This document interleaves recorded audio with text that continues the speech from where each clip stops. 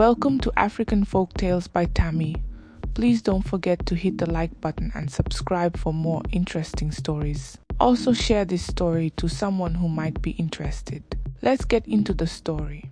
The morning sun bathed the small serene town of Umuigwe in a warm golden light. Marian stood in the modest kitchen of their home, humming softly as she prepared breakfast. The smell of freshly baked bread wafted through the air, mixing with the rich aroma of steaming ogbono soup she had made the night before. The kitchen, spotless and organized, mirrored the life she had built with her husband, Clement, a life that, to the outside world, seemed flawless. Clement was everything she had dreamed of in a husband. Tall, handsome, and hardworking, he was respected in the community for his role as an engineer at Duru Construction Company. Every morning he left their home impeccably dressed, his neatly ironed shirts courtesy of Marian, who ensured his wardrobe was always pristine. They had been married for 3 years, and to everyone in Umuigwe, they were the epitome of a perfect couple. But beneath the surface, cracks were beginning to form. As Marian set the table for breakfast, she stole a glance at her reflection in the glass cabinet. The woman staring back at her looked tired. Her once bright eyes were shadowed with fatigue, and the corners of her lips, often curved in a smile, now drooped slightly. She brushed it off, convincing herself that it was just the result of a long week. When Clement entered the dining room, his presence filled the space. "Good morning, my love," he greeted her with a quick kiss on the cheek before sitting down to eat. "Good morning, Clement," she replied, her voice warm but tinged with an unspoken weariness. As they ate, Marian gathered her courage. She had been pondering this for weeks, unsure of how to bring it up. "Clement," she began, carefully choosing her words, "I was thinking, maybe we could hire someone to help around the house. Just part-time to ease the workload." Clement paused mid-bite, his fork hovering in the air. He looked at her with a furrowed brow, as though she had suggested something preposterous. "Marian, why would we need that? You're not lazy, are you?" The question stung, but Marian held her ground. "No, it's not about laziness. It's just that the chores can be overwhelming sometimes." "I think it would help, Marian," Clement interrupted, setting his fork down. "My mother raised 7 of us without any help. She cooked, cleaned, and even worked on the farm. If she could do all that, surely you can manage our small home." Marian's heart sank, but she nodded, unwilling to argue further.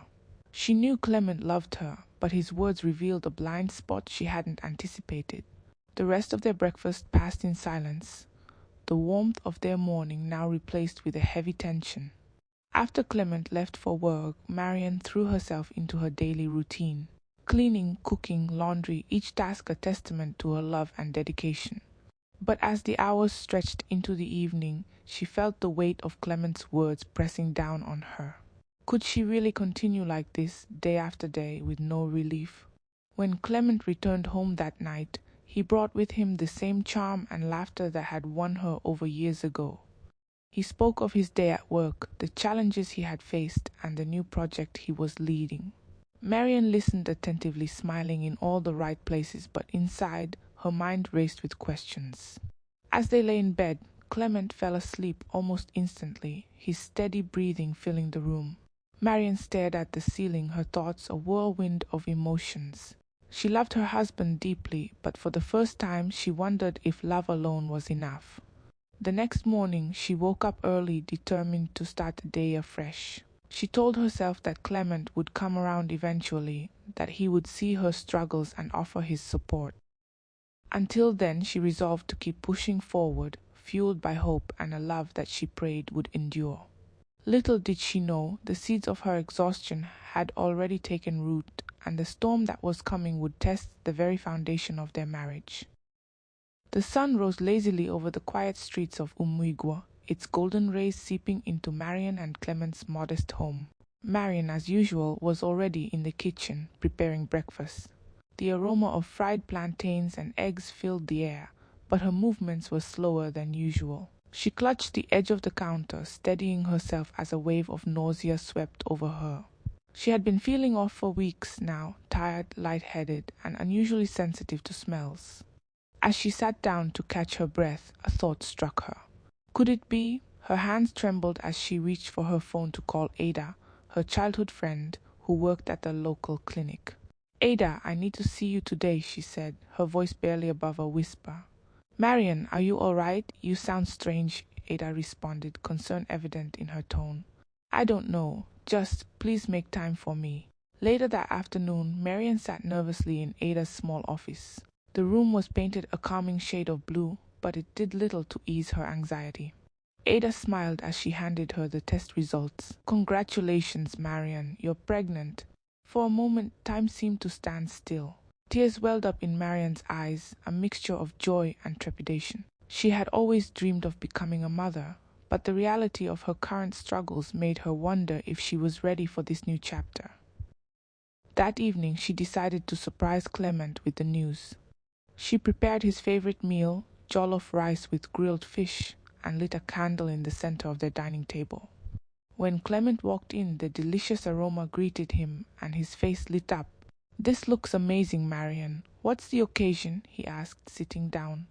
Marian smiled shyly, sliding a small envelope across the table. "Open it." Curious, Clement tore it open to find a card with the words, "We're having a baby," written in bold letters. His eyes widened, and for a moment he was speechless. Then a wide grin spread across his face as he pulled her into a tight hug. "Marian, this is the best news ever. You've made me the happiest man alive." For the first time in weeks, Marian felt truly seen. Clement's joy was contagious, and for a while it felt like everything would be all right. They spent the evening discussing baby names, nursery ideas, and their dreams for the future. But as the days turned into weeks, reality began to creep back in. The pregnancy was taking a toll on Marian's body, and her usual chores now felt like insurmountable tasks. She struggled to sweep the floors, do the laundry, and prepare meals. Every movement was accompanied by aches and fatigue, but she pushed through, unwilling to let Clement down. One evening, as they sat in the living room, Marian finally mustered the courage to bring up her struggles. "Clement," she began cautiously, "I think we should revisit the idea of hiring help, even if it's just temporary. The pregnancy is making it harder for me to keep up with everything." Clement barely looked up from his video game. "Marian, you're stronger than this. My mother raised 7 kids without any help, and she never complained." Her heart sank. She had hoped that the news of the pregnancy would make him more understanding, but his response only deepened her sense of isolation. She wanted to argue, to make him see how much she was struggling, but the words caught in her throat. That night, as she lay in bed staring at the ceiling, a single tear rolled down her cheek. She placed a hand on her growing belly, whispering softly, "We'll get through this, little one.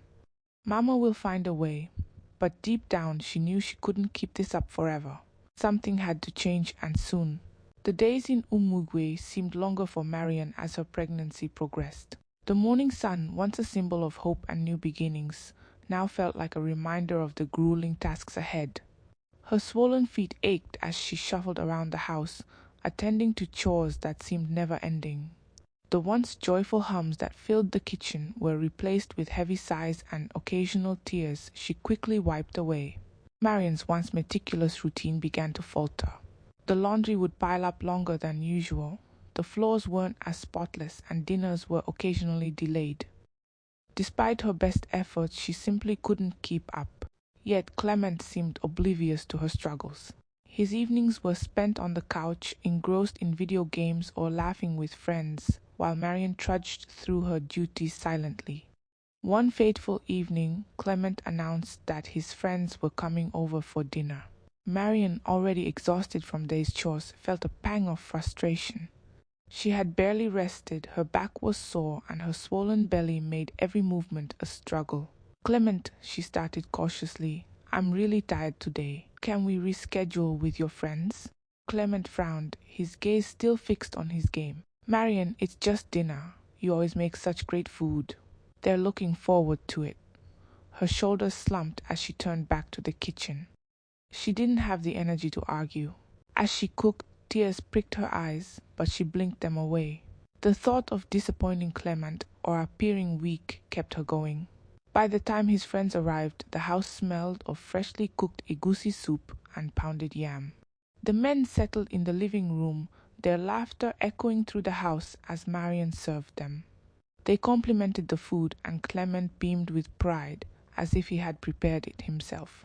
But Marian felt invisible. Later that night, as they prepared for bed, Marian couldn't hold back any longer. "Clement," she said softly, her voice trembling, "I can't keep doing this. I'm pregnant, tired, and overwhelmed. I need help." Clement sighed heavily, sitting on the edge of the bed. "Marian, you're making this bigger than it is. You're strong. My mother raised 7 of us without any help, and she managed just fine." Marian felt a surge of anger and despair. "I'm not your mother, Clement," she snapped, her voice louder than she intended. "I'm me, and I'm telling you that I'm struggling." The room fell silent. Clement looked at her, his expression unreadable. "Marian, I didn't marry you to listen to complaints every day. You're better than this." With that, he turned off the light and lay down, his back to her. Marian stared at the ceiling, her heart pounding. She felt like she was drowning, and the one person she needed to pull her out was pushing her further under. Silent tears streamed down her face as she placed a hand on her belly, seeking comfort in the life growing inside her. In the days that followed, Marian tried to adjust. She stopped asking Clement for help, convinced that her pleas would only lead to more arguments. Instead, she bottled up her emotions, pushing herself harder to meet his expectations. But the strain was taking a toll both physically and emotionally. One afternoon, as she struggled to carry a heavy basket of laundry to the backyard, she stumbled and nearly fell. She caught herself just in time, but the scare left her shaken. She sat on the floor, clutching her belly, and wept. The walls of their home, once filled with love and laughter, now felt like a prison. Marian was trapped in a cycle of exhaustion and neglect, and Clement's indifference only deepened her despair. But deep down, she still held onto a fragile hope that things would change, that Clement would finally see her struggles and step up as the partner she desperately needed. Little did she know the worst was yet to come. Marian woke up before dawn, her body already aching from the tasks that awaited her. She lay still for a moment, staring at the ceiling as the weight of another exhausting day loomed over her. Beside her, Clement snored softly, oblivious to her struggles.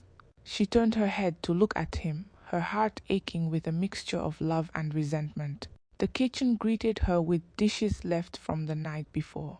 The laundry she couldn't finish yesterday was still piled in a corner, and the living room bore the remnants of Clement's late-night gaming session, with empty bottles and snack wrappers scattered around. She sighed heavily, knowing it would all fall on her shoulders again. As she set about her chores, her mind wandered to the dreams she once had. She had envisioned a partnership where they would share responsibilities, laugh through challenges, and grow together. But reality had proven to be far different. Marian couldn't remember the last time she had laughed freely or felt truly supported by Clement. By mid-morning, Marian's body was crying out for rest, but she pushed on, determined to get everything done before Clement returned home from work. She still clung to the hope that if she could manage everything perfectly, he would finally notice her efforts and appreciate her. Around noon, the heat became unbearable. She was outside hanging clothes on the line when a sudden wave of dizziness washed over her. Her vision blurred, and she clutched the edge of the basin for support. She sank to the ground, her breaths coming in shallow gasps. For a moment, she thought about calling Clement, but the memory of his dismissive words stopped her. "You're stronger than this, Marian. My mother did all this and more." She bit back tears and forced herself to stand, leaning against the wall until the dizziness subsided. With great effort, she finished hanging the clothes and shuffled back inside. The house was quiet except for the ticking of the clock, a sound that seemed to mock her growing fatigue. When Clement returned that evening, he barely noticed the exhaustion etched on Marian's face. Instead, he asked, "What's for dinner?" Marian froze in the kitchen, her hand gripping the counter. She wanted to scream to tell him she was too tired to cook, that she had spent the entire day cleaning, washing, and trying to hold herself together. But instead she replied in a quiet voice, "It's almost ready." As they ate, Clement talked about his day at work. He spoke of deadlines, his colleagues, and an upcoming promotion he was vying for. Marian listened silently, her appetite gone. She wanted to tell him about her day too, about how she had nearly collapsed, but she knew it would only lead to another argument. That night, as they lay in bed, Marian turned to Clement. "Clement, do you think maybe you could help with some things around the house? Just a little, even on weekends." Clement sighed, exasperated. "Marian, I've told you before, I wasn't raised to do chores. That's not how men in my family operate. Why are we having this conversation again?" Marian swallowed the lump in her throat. "I just thought, with the baby coming, it might be nice if we could share the workload." Clement turned his back to her. "Let's not talk about this anymore. I'm tired." As his breathing steadied, signaling he had fallen asleep, Marian lay awake, tears streaming down her face. Her silent battles were wearing her down, but she didn't know how to make him understand. She placed a hand on her belly, whispering a prayer for strength and hoping that tomorrow would be different. But as the days turned into weeks, her hope began to fade and the cracks in their marriage deepened. The first drops of rain began to fall on Umuigwe one gloomy Thursday afternoon, but Marian barely noticed. She was in the kitchen, her hands trembling as she chopped vegetables for the evening's meal. Her body ached from head to toe, and her swollen feet throbbed painfully. Her pregnancy had reached its 8th month, and every task now felt like a monumental effort. The smell of the stew simmering on the stove turned her stomach, but she pushed through the nausea, determined to have everything ready before Clement returned. The house was eerily silent except for the rhythmic ticking of the clock. It was a silence that had become all too familiar, one that underscored her growing isolation. Her life had become a blur of endless chores, mounting exhaustion, and a husband who seemed increasingly distant. As she stirred the pot, a wave of dizziness hit her. She grabbed the counter for support, her vision darkening at the edges. "I need to sit," she whispered to herself, sliding down to the floor. She clutched her belly, tears streaming down her face. The baby kicked as if sensing her distress, and Marian let out a shaky breath. "It's okay, my little one. Mama's got this," she said, though her voice lacked conviction. Just as she was gathering the strength to get back up, the front door swung open, and Clement walked in. His briefcase was slung over his shoulder, and his face was lit up with excitement. "Marian, guess what?" he called out, his voice echoing through the house. She forced herself to her feet, wiping her tears hastily before he could see. "What is it, Clement?" "I got the promotion," he announced, his smile wide as he dropped his briefcase and stretched his arms out. "The regional manager position is mine." For a moment, Marian felt a flicker of happiness for him. "That's wonderful news," she said, managing a weak smile. But as he went on about his new responsibilities and the additional workload it would bring, Marian felt her heart sink. More work for Clement meant less time at home, less time to notice how much she was struggling. She wanted to tell him about the dizziness, about how close she had come to collapsing that afternoon, but the words wouldn't come. His joy felt too fragile to interrupt. That evening, Clement invited his friends over to celebrate. Marian's protests about needing rest fell on deaf ears. "Just one dinner, Marian," he said. "They're coming to celebrate with us. It's a big moment for me." And so she found herself back in the kitchen, preparing a feast for the guests. The smell of the food made her nauseous, and the heat from the stove made her sweat profusely. By the time Clement's friends arrived, she was running on fumes. Throughout the evening, Marian served drinks and refilled plates while Clement basked in the praise of his friends. Not once did he notice her discomfort or exhaustion. When one of his friends jokingly remarked, "Clement, you've trained your wife well." "She's a real keeper," he laughed proudly, as if her tireless efforts were a reflection of his own success. As the guests finally left, Marian sank into a chair, her body trembling with fatigue. But even then, there was no respite. "Marian, can you clean up before you rest?" "The place is a bit messy," Clement said casually, already heading to the bedroom. Something inside her broke. She stared at the mess in the living room, at the empty plates and bottles scattered around, and felt an overwhelming wave of despair. How could he be so blind to her pain? How could he not see how much she was struggling? That night Marian lay awake, her hand on her belly, tears soaking her pillow. She felt like a shadow of herself, unseen, unheard, and slowly fading away. As her baby kicked gently, she whispered, "I'll do my best for you, my little one, but I don't know how much longer I can keep this up." The rain continued to fall outside, its rhythmic patter a stark contrast to the storm brewing inside her heart. The morning sun broke through the clouds over Umimui, but for Marian it brought no warmth. She sat at the edge of the bed, her hands trembling as she tied her headscarf. She glanced at the mirror and barely recognized the woman staring back. Dark circles shadowed her once bright eyes, her cheeks were hollow, and her skin seemed to have lost its glow. Her pregnancy had taken a toll on her, but it wasn't just physical. The emotional weight of feeling unseen and unheard by Clement had worn her down. Her thoughts were interrupted by the sound of Clement's alarm clock. He groaned, stretched, and turned to her.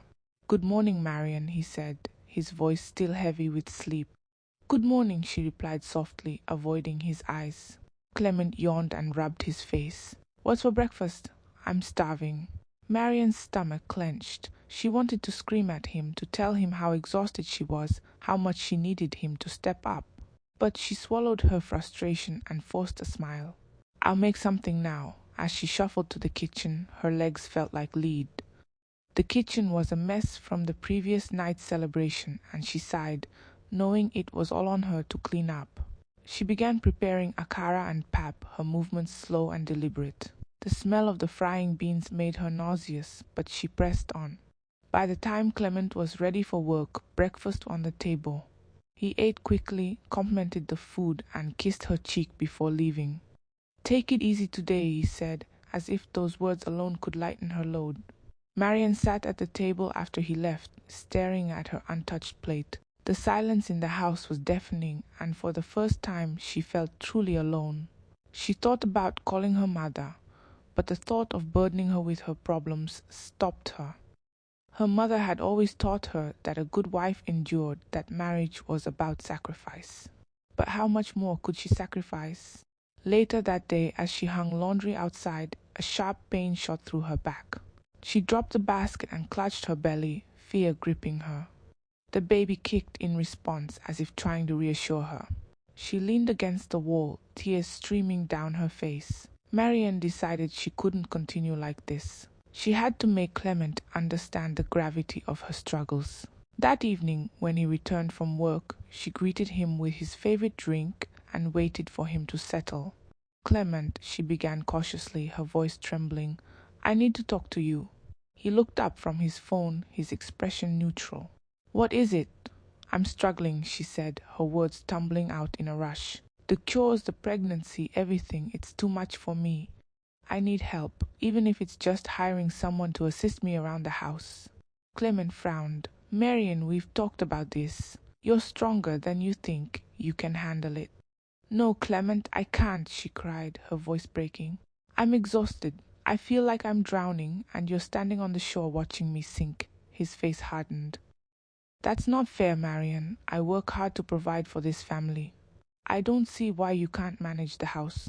Her shoulders sagged and she wiped at the tears streaming down her face. "Because I'm not a machine, Clement. I'm your wife, your partner. I need you to see me, to help me." But his expression didn't soften. "Marian, my mother raised 7 kids without complaining. I'm sure you can handle one." The words were a dagger to her heart. She turned away, her tears falling silently as Clement resumed scrolling on his phone. That night, as she lay in bed, her body and soul ached. She prayed for strength, for a miracle, for something to change. The walls of their home felt like they were closing in on her, and she feared that if something didn't give soon, she would break entirely. The early hours of the morning brought a suffocating stillness to the house. Marian stood in the kitchen, clutching a cup of warm water. Her swollen feet ached as she leaned against the counter, staring blankly at the stove. Her hands trembled slightly, and she felt a dull throb at the base of her skull. She was exhausted physically and emotionally, but the chores awaited her. They always did. The laundry was piled in the corner, the floors needed mopping, and Clement's breakfast had to be prepared before he left for work. The list was endless, yet Marian couldn't seem to muster the energy to begin. The baby kicked softly, a reminder of the life she was carrying, and she placed a hand on her belly, whispering, "Just a little longer, my love." Mama will make it right. As the first light of dawn crept through the window, Marian forced herself to start the day. She boiled water for Clement's tea and set a pot of yam porridge on the stove.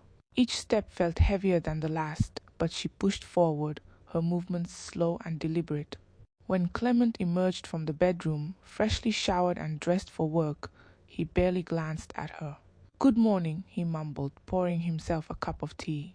"Good morning," Marian replied, her voice barely above a whisper. He sipped his tea and scrolled through his phone, oblivious to the strain etched on her face. When he finished, he stood and grabbed his briefcase.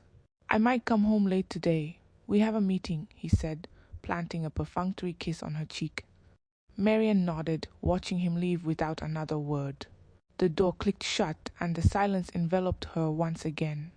She turned back to the stove, stirring the porridge absent-mindedly. The kitchen felt oppressively warm, and a wave of nausea washed over her. She leaned against the counter, willing herself to stay upright. The day passed in a haze of chores and fatigue. By the time Clement returned home that evening, he was accompanied by two of his friends.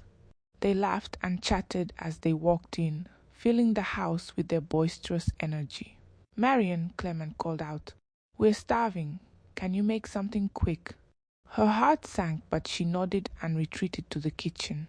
She began chopping vegetables for a simple meal, her hand shaking as the knife slipped from her grip and clattered to the floor. She stared at it for a moment, her vision blurring before picking it up and continuing.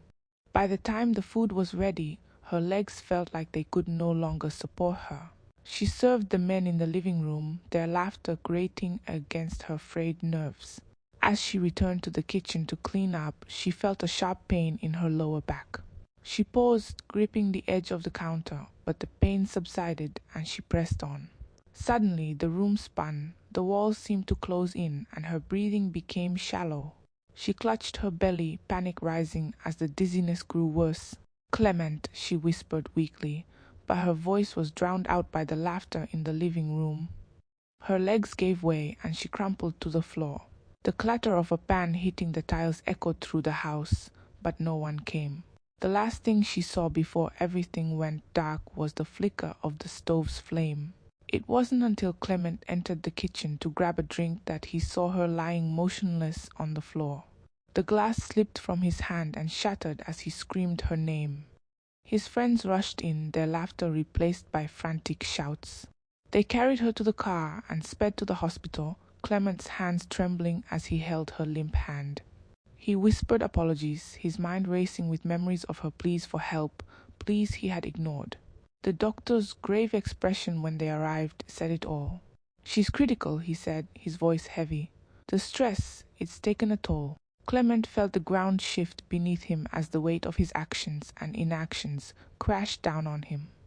The sterile white walls of the hospital loomed around Clement as he sat in the waiting room, his head buried in his hands. His heart pounded in his chest, every second stretching into an eternity. His friends, who had been laughing just hours ago, now sat silently beside him, their faces etched with worry and guilt. The weight of the moment was suffocating, but nothing compared to the crushing guilt that consumed Clement. The door to the emergency room swung open, and a weary doctor emerged, his face somber. Clement shot to his feet, his eyes searching the doctor's expression for a glimmer of hope. "Doctor, how is she? How's my wife? And the baby?" Clement's voice cracked with desperation. The doctor hesitated, and Clement felt his chest tighten. "I'm sorry," the doctor began, his voice heavy. "We did everything we could, but Marian's body was under too much stress. She didn't make it." Clement staggered backward, the words hitting him like a physical blow. He clutched the edge of a chair to steady himself as the room spun around him. "And the baby?" he managed to whisper, his voice trembling. The doctor shook his head. "We couldn't save the baby either. The strain on her body was too much." A wail of anguish escaped Clement's lips as he fell to his knees. His friends rushed to his side, but their hands on his shoulders felt distant, meaningless. He pressed his palms against his face, his tears flowing freely. Images of Marian's tired eyes, her swollen feet, and her whispered pleas for help flooded his mind. He had ignored her cries, dismissed her pain, and now she was gone forever. Hours later, Clement sat alone in their home, the silence deafening. The house that had once been filled with Marian's warmth now felt cold and hollow. Her favorite chair in the living room was empty, the scent of her cooking still faintly lingering in the air. Everywhere he looked, he saw reminders of her love, her patience, her sacrifices. On the dining table lay a small notebook that Marian had often scribbled in. Clement picked it up with trembling hands and flipped through its pages. Her neat handwriting greeted him, filled with lists of chores, meal plans, and reminders for him, little notes of care he had taken for granted. On the last page he found a single sentence scrawled in her handwriting. "I hope one day he will see how much I love him." The words shattered him.